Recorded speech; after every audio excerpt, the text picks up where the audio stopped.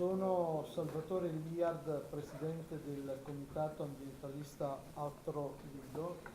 Alla mia destra c'è il professor Mario Dalla Costa, l'architetto Marco Zanetti della CAL che ha seguito più nel tecnico la questione, e i due avvocati Alfiero Farinea e Angelo Cozzagna, che hanno redatto il ricorso al TAR. Permettetemi però una premessa per capirci fino in fondo le motivazioni per le quali siamo stati costretti a ricorrere al TAR.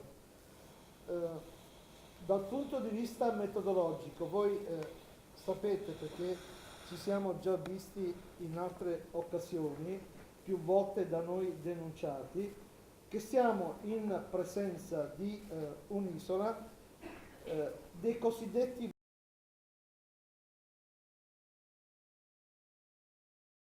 di più. Alcuni esempi: l'ex OM, area della Favorita, ex caserma dei Carabinieri e Vigili Urbani, la caserma Pepe, la batteria Emo, l'ex ridotto, la colonia Enel, la colonia Impedap, il forte Malamocco, l'ex liceo Severi, l'ex albergo Green Garden, la Nicopea, eccetera, eccetera, eccetera. Questi come elenco nutrito di vuoti a perdere nell'isola del Lido. Poi c'è anche l'altro aspetto che riguarda la devastazione e lo scempio nella progettazione urbanistica ed architettonica. Le lottizzazioni e i fallimenti dei social housing per ripopolare il Lido. Noi stiamo perdendo anno per anno un numero sempre più crescente di abitanti. Santa Maria Elisabetta, Gran Viale, Palazzo del Cinema, ad oggi non ci è data la possibilità di conoscere qual è il progetto di copertura del buco. E per ultimo, dulcis in fundo, si sono permessi con l'avvallo della soprintendenza di costruire un cesso pubblico sulla riva più spettacolare dell'isola del Lido, che guarda ad uno dei panorami favolosi. Quindi siamo intervenuti, ma non da adesso. Vi abbiamo messo in cartellina una lettera che noi avevamo inviato nel novembre del 2013, perché già sentivamo puzza di bruciato verso l'area in oggetto. Però purtroppo c'è la questione di non disturbare il manovratore. Perché per noi è importante questo ricorso dal punto di vista politico?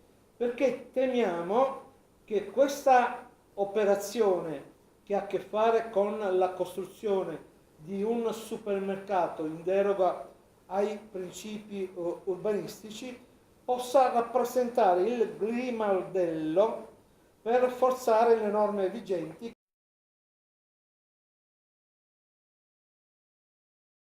che con un piccolo o grande contributo hanno fatto sì che noi potessimo presentare il ricorso al TAR. Chiudo su due questioni. Vi abbiamo messo ampio materiale nella cartellina, però ci disturba il fatto che un consiglio comunale a maggioranza abbia approvato una delibera i cui cardini sono due: una questione che riconosce quell'area in uno stato di degrado, e due, l'altro cardine, che ci sia una dichiarazione di pubblico interesse. Ma come sia possibile che nella convenzione di lottizzazione dell'area 1970 c'era l'accordo per cui la proprietà, ovvero i padri armeni, dovessero manutentare l'area, e il comune in tutti questi anni non ha fatto nulla per obbligare la proprietà a manutentare l'area. Quindi da un lato riconosce che quell'area è un'area di degrado e dall'altro lato ha fatto finta in questi anni come la cosa non gli potesse riguardare. Quindi ci sono gravi colpe del comune e per questi motivi noi abbiamo non solo mobilitato ma voluto nostro malgrado ricorrere al TAR per far sì che fosse rispettato un principio per cui non è possibile andare in deroga con quei due cardini citati da me in maniera molto sintetica, andare in deroga ad un'area. Per ultimo, chiudo, in quella stessa area anni fa c'era un supermercato che ha chiuso, la Full, per chi di voi si ricorda in quegli anni. Le questioni dei supermercati non ci interessano, noi come comitato ambientalista abbiamo fatto questo ricorso proprio per una severa e regolare applicazione della norma vigente urbanistica.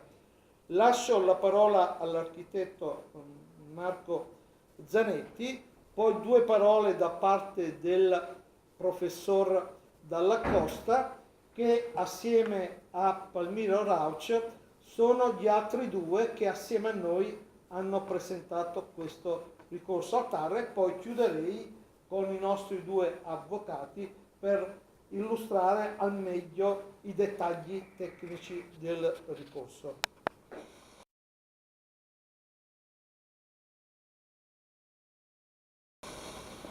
Allora, metto in evidenza che questo è il primo provvedimento urbanistico di questa amministrazione comunale che riguarda il Lido, e quindi l'abbiamo seguito con attenzione. Immediatamente, siccome si trattava di un nuovo supermercato, di una nuova catena non già presente al Lido, su Facebook si è scatenata, posso dire, la canea per dire che noi eravamo pro Coop, eccetera, eccetera. Quindi vi ho portato la mia tessera che ho dei supermercati lì, del quale sono cliente da anni. Quindi, come diceva Salvatore, noi non siamo né pro né contro nessuna catena di supermercati. Abbiamo ben presente però quello che dice il PAT, che si informa come uno dei criteri principali è quello di evitare il consumo di suolo. È una regola messa ben in chiaro nelle norme tecniche, disattesa al primo intervento urbanistico del sindaco Brugnano. Questo è il dato di fatto. Altra cosa, altra critica, noi come CAL siamo anche andati, siamo stati presenti nelle commissioni comunali e abbiamo fatto presente alcune cose che non funzionavano dal punto di vista tecnico e urbanistico nella delibera, no? Abbiamo fatto cercando di dare un contributo positivo sia per cambiare l'atto sia per evitare disastri. Ecco, come non avessimo detto nulla, per cui molte osservazioni che abbiamo a suo tempo fatto all'amministrazione comunale sono diventati poi degli elementi di cui parleranno gli avvocati, no? E faccio presente questo per dire che il dialogo c'è stato, ma a senso unico, nel senso che non ha prodotto frutti concreti. Non solo, noi avevamo anche prospettato altre soluzioni per un eventuale collocamento di un supermercato, situazioni anche assai migliori anche dal punto di vista del comune e del bilancio del comune. Poi è inutile andiamo nei dettagli, ma si poteva fare altrove in miglior modo. Quindi questo per dire che le abbiamo provate tutte. Ecco, lascio la parola naturalmente poi agli avvocati per Prima il degli avvocati, l'ultima cosa, ci siamo permessi poi Ancarchioli, quindi non vado nei dettagli, di fare delle analisi sui conti, no? Sui conti del beneficio pubblico. Allora viene fuori che applicando la formula che ha utilizzato il comune per questo calcolo, abbiamo visto già che c'è un'operazione che non quadra, c'è una media tra un valore massimo e un valore minimo che non è quella giusta, per cui ricalcolando quei dati del comune viene fuori un risultato che cambia di qualche migliaio di euro, di 26.000 euro il beneficio che va al comune. Ma questo è niente. Calcolando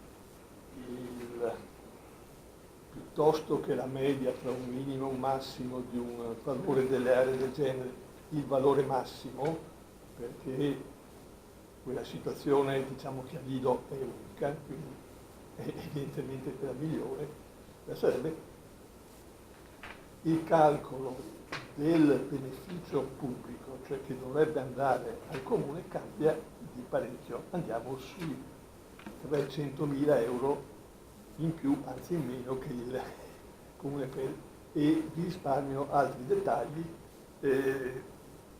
ma utilizzando delle tabelle, il foglio di calcolo che usa il comune, vengono fuori dei risultati diversi solo cambiando qualche indicatore e ha buon senso. Quindi abbiamo trovato anche, come dire, una scarsa attenzione al possibile introito che avrebbe potuto avere il comune.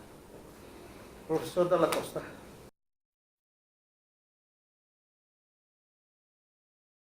Assieme al mio vicino, al Lido, faccio la premessa.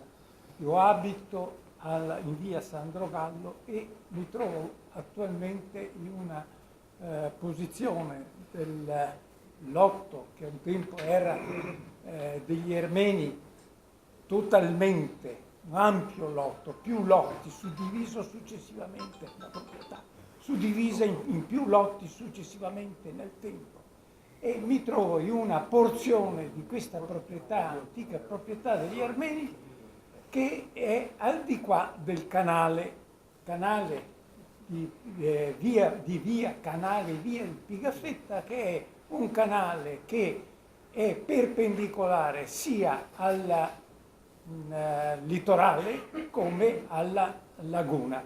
E allora taglia esattamente in due la longitudinalità del litorale. Io, trovandomi in questa condizione con la proprietà, non è che io intervengo per fare un discorso di ordine speculativo, come potrebbe essere anche legittimo fare, perché quando nei 40 anni fa circa, più che meno, è stata fatta questa scelta di collocarmi in quel sito, è stata fatta proprio perché era un'area verde. Sapevo che era doveva essere tenuta a verde da parte degli armeni per una concessione che era stata, una trattativa che era stata fatta col comune e che poi erano all'interno di questa lottizzazione, erano state fatte alcune concessioni, ma che erano marginali, come era marginale il fatto del supermarket di un tempo e il chiosco della Esso. Ecco, ma quelle erano cose che assolutamente non avevano una incidenza. Soprattutto parlo della Esso, che è molto più vicina alla mia proprietà, ma che comunque, e quindi direi in un certo senso quasi frontista non del tutto perché era un tantino più spostata rispetto alla fronte nel suo significato vero, e per cui a un certo momento non era una... Là ora cambia totalmente la situazione. La cambia perché? Perché prima di tutto, e l'ha espresso molto bene il concetto, è inutile tornare sopra, quella è un'area che a un certo momento era destinata e dovrebbe continuare a essere destinata a verde.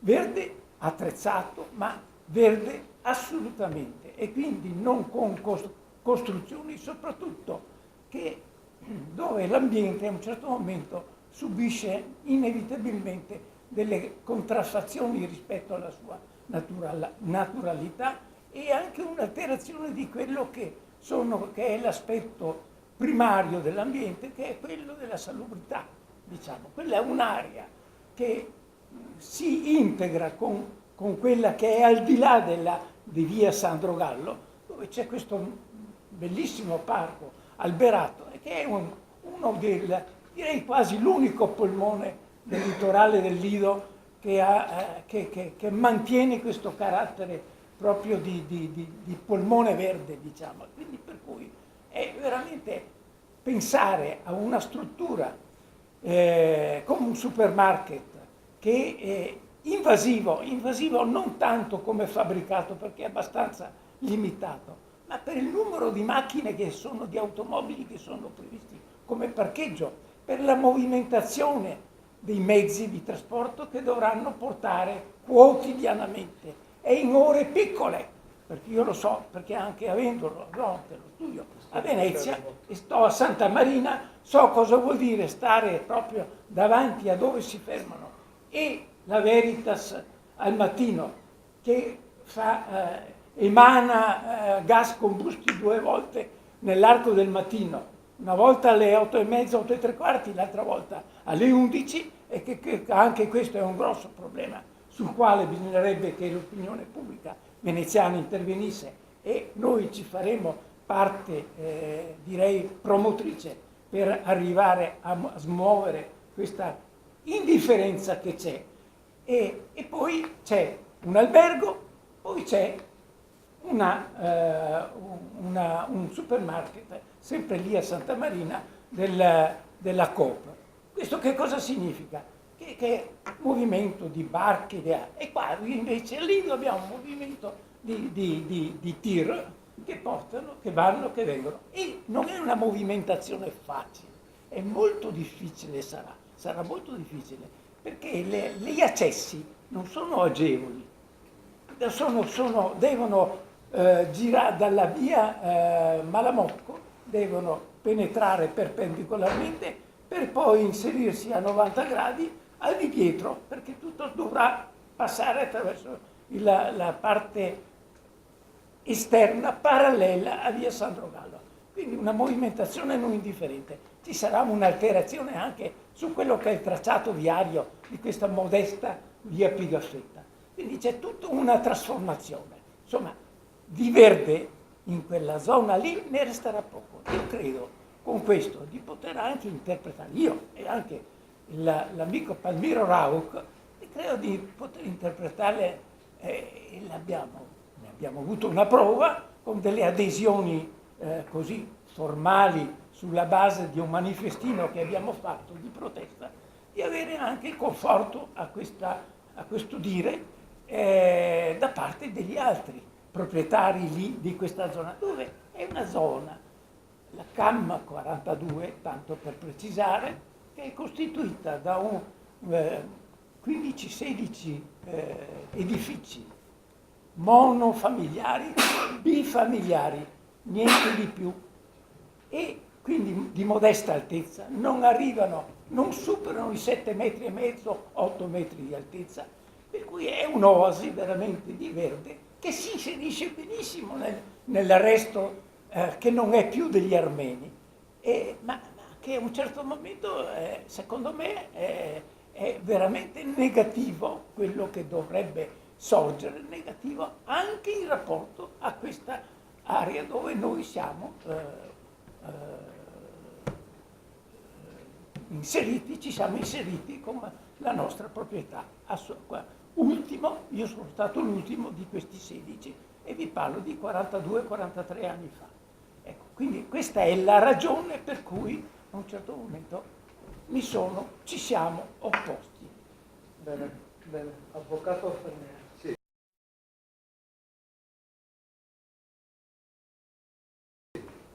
Brevemente, perché sono state dette già delle cose che stanno a fondamento poi dell'azione che ha sviluppato l'associazione nel territorio e i singoli cittadini in quanto frontisti dell'area. Voi avete copia del ricorso, quindi potrete individuare i temi che sono vari, che sono stati da noi posti, quindi io centrerei l'attenzione su un elemento che a mio avviso è il più significativo. La deroga, il permesso di costruire in deroga, è una eccezione ad una regola generale che è quella che sovrintende alla pianificazione, all'idea di pianificazione, i PAT, il piano di interventi, i piani attuativi e quant'altro. Cioè la disciplina del territorio deve avvenire attraverso scelte di pianificazione di carattere generale. Ora, in questo caso, l'intervento si inserisce in un'area che costituiva lo standard di una lottizzazione già esistente. Standard vuol dire che era una compensazione di un intervento edilizio data attraverso zone a verde, attraverso una serie di manutenzione dell'area e quant'altro. È evidente che se io in una zona a standard faccio un intervento edilizio in deroga, sottraggo a quell'area uno standard, cioè un beneficio compensativo. Questo lo posso fare teoricamente, ma lo posso fare nell'ambito di una pianificazione più generale, non lo posso fare in deroga su un'area, sottrarre uno standard. Devo fare eventualmente un piano attuativo, cioè devo fare un intervento che coinvolga un'area più generale per vedere gli effetti che sul territorio ha questo intervento. Nel nostro caso invece, la Convenzione del 1970 citata, indica quella zona come una zona standard verde che doveva essere oggetto di manutenzione da parte della proprietà e che adesso viene indicata come zona di degrado, che è un ossimoro, nel senso che se io devo fare la manutenzione non può essere una zona di degrado. In realtà è una zona non degradata dal punto di vista sociale o dal punto di vista urbanistico, è una zona che richiede un intervento di manutenzione.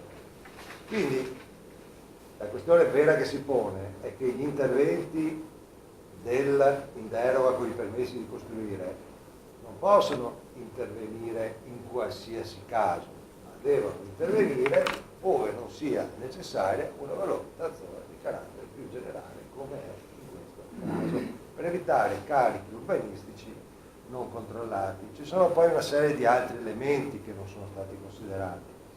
Elementi di interesse pubblico indicati dovevano essere garantiti già attraverso l'attuazione della Convenzione, cosa che non è avvenuta, quindi si trattava semplicemente di chiedere l'adempimento della Convenzione più che valorizzare un interesse pubblico al recupero di un'area che già doveva avere le caratteristiche non di degrado.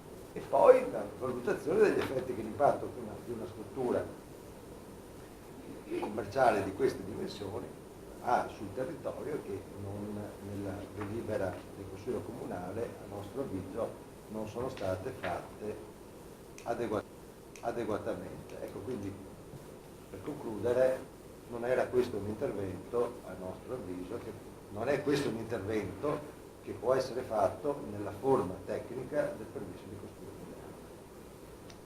Avvocato Fossati.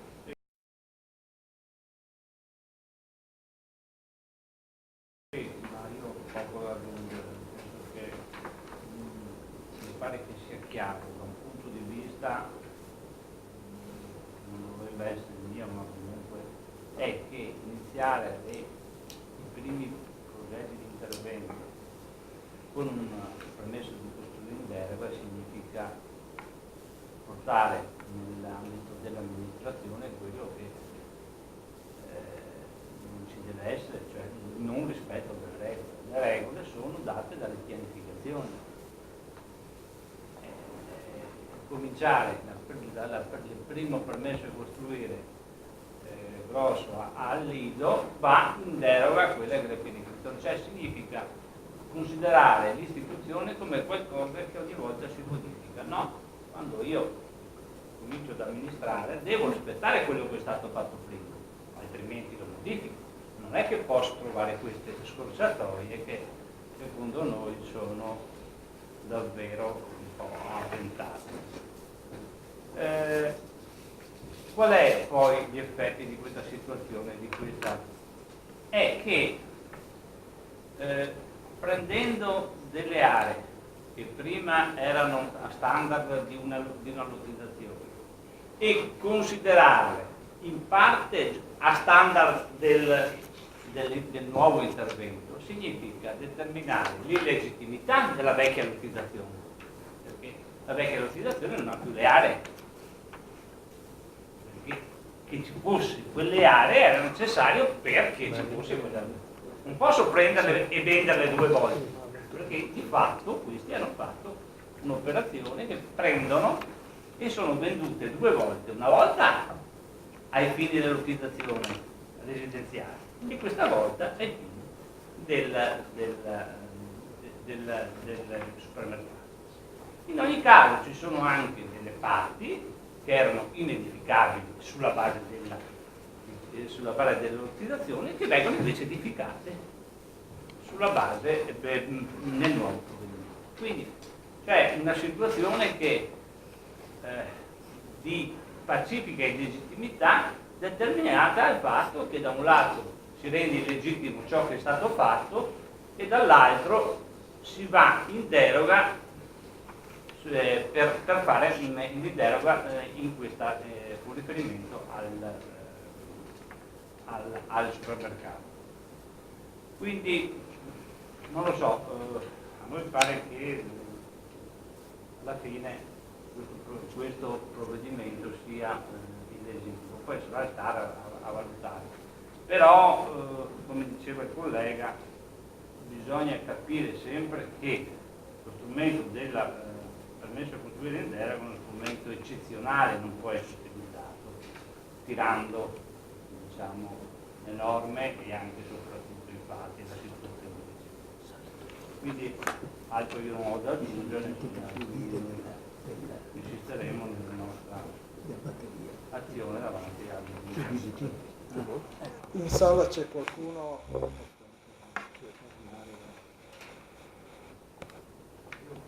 Chiedere una cosa solo per essere sicuro di aver capito bene. Gli altri due ricorrenti sono comunque tutti residenti lì nella zona? Sono quelli che subiscono un danno dall'attivazione di questa nuova. Siamo praticamente hanno un interesse frontisti. differenziato in quanto frontisti, poi c'è l'associazione invece che si è sempre occupata del territorio e quindi ha una legittimazione che gli deriva dalla quello lo sapevo, siccome l'altra volta quando avevamo iniziato il ricorso mi aveva detto due privati cittadini, non solo per essere sicuri di forse che sto frontisti per poter iniziare nella maniera più efficace. Sì, ma c'è anche l'appoggio di altre persone, sempre diciamo non frontisti ma adiacenti ai frontisti, che hanno aderito diciamo alla nostra azione dal punto di vista di Sì, no, ma era per poter diciamo collocare geograficamente ecco, dal punto di vista. A questo proposito aggiungo una cosa, che gli avvocati vi hanno fatto grazia del richiamo alle normative di legge forzate, travisate eccetera, ma ce n'è una che riguarda i vicini, i frontisti, cioè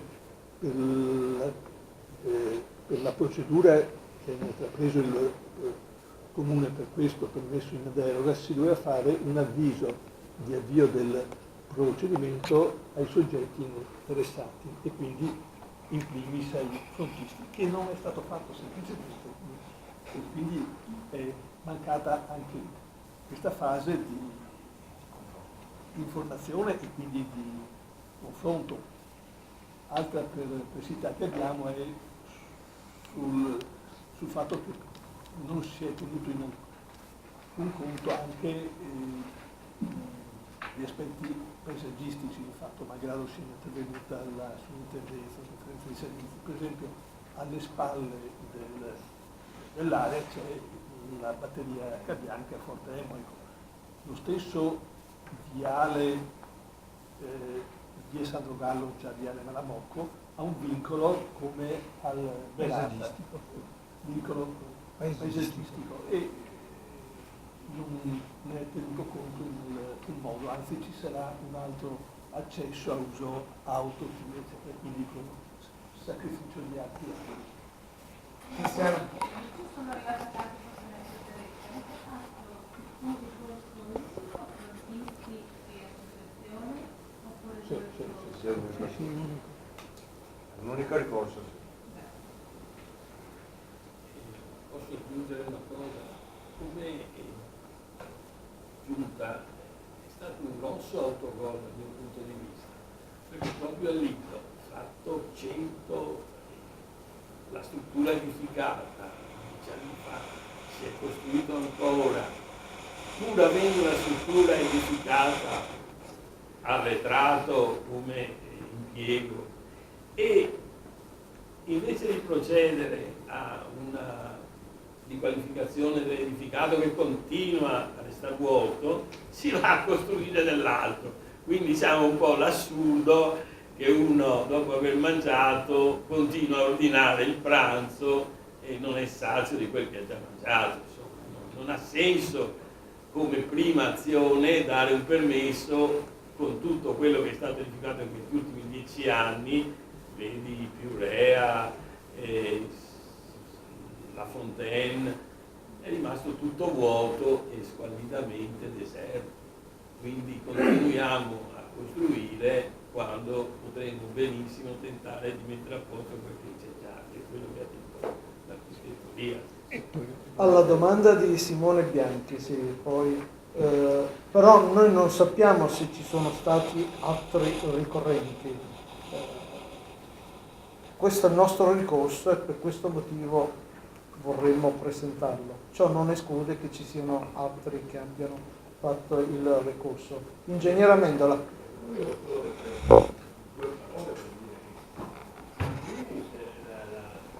L'associazione si è scandalizzata proprio del fatto che si va a fare un'operazione del genere al di là di tutte le normative violate, utilizzare un terreno verde strettamente destinato a verde. Considerando che c'è un'area piccola, poco utilizzata, che è stata attrezzata ed è non utilizzata da anni, tra le altre cose anche illuminata. C'è tutto. Quindi è proprio la scelta voluta di andare in quel posto per fare il massimo danno. Evidentemente, certamente dal punto di vista commerciale sarà più appetibile essere una strada principale invece che le servizi del bilancio, però questo è la nostra. Elisa, Tommaso, se ci sono domande, ma credo. Ingegner Gilberto Scarpa. No, volevo soltanto chiedere, registrare una cosa. Dove c'è in genere un distributore di benzina, di gasolio, che poi lascia l'area, è cosa buona e interessante fare la caratterizzazione ambientale dell'area, fare i carotaggi e verificare anche l'eventuale inquinamento di queste aree che vengono dismesse. Normalmente un'area di distribuzione, diciamo, dopo tanti anni che è presente, può aver avuto degli spalti, può aver avuto delle perdite dai serbatoi interrati. Ecco, anche di questo non se ne è mai parlato e non abbiamo nessuna informazione se è stata fatta la caratterizzazione e che interventi ha intenzione di fare, se ha presentato un progetto. Mi pare che abbia presentato un progetto di bonifica, però non ne sono sicuro di questo perché non c'è stato dovuto, non ne abbiamo avuto informazioni. Ecco, soltanto a questo una precisazione. Va bene. Sì. Giulio Labrofrancia. Sì, dei consumatori. pare che manchi una parte importante in tutta questa questione, e cioè gli altri esercizi commerciali del Lido. E purtroppo siamo caduti in un, come dire, o meglio, ci hanno presentato la concorrenza, la libera concorrenza come un sistema equilibrato. In realtà nel settore distributivo proprio la nascita di concentrazioni di centri commerciali ha squilibrato di fatto gli equilibri distributivi preesistenti, ignorando quindi una posizione dominante di per sé, per la sua natura, del centro commerciale o della grande struttura di vendita. E quindi questa trascuratezza che noi come associazione abbiamo sottolineato ripetutamente alla pubblica amministrazione viene ancora di nuovo ignorato. L'impatto quindi sulla rete distributiva esistente va misurato anche dal punto di vista sociale, anche dal punto di vista organizzativo della comunità lidense. E quindi la posizione di per sé dominante comporta non eccezioni a favore delle strutture, ma restrizioni ulteriori, perché potrebbero nascere in una rete distributiva carente, non dove c'è già una rete distributiva che fornisce adeguatamente il servizio. E quindi vediamo come vanno le cose, ma da un altro punto di vista bisogna sviluppare questo concetto, perché lo dobbiamo mettere nero su bianco per le prossime occasioni, perché il destino nostro è di eliminare gli esercizi di vicinato, perché sono ingombrati.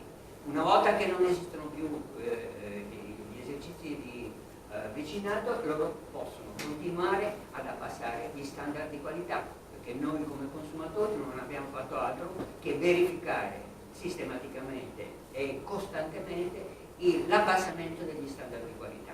Non solo, ma i riflessi di questi standard sul resto della catena produttiva, perché ormai nel mercato il dominante è il distributore, che condiziona grossista e soprattutto il produttore, che ormai sono degli schiavi della gleba. E abbiamo dei ricarichi nei due passaggi successivi che sono iperbolici. Noi troviamo prezzi di 2-3 euro per prodotti che sono acquistati dal produttore a 10-20 centesimi. Questa è la realtà.